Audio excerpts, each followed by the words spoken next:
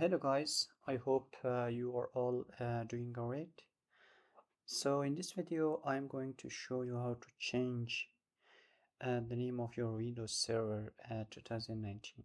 It's very easy and simple. Just click on the Start menu and open Server Manager. Once you open Server Manager, on the left side we have different options, which is Dashboard, Local Server, and Active Directory, DNS, and click on Local Server. And here we have computer name. As you can see, the name is Windows Server 2019 base. Click on that. Here you can change the name. For example, WinSRV, and click OK. That's once you clicked OK, you should restart your Windows Server, and yeah, it will be changed. That's how you can change the name of your Windows Server.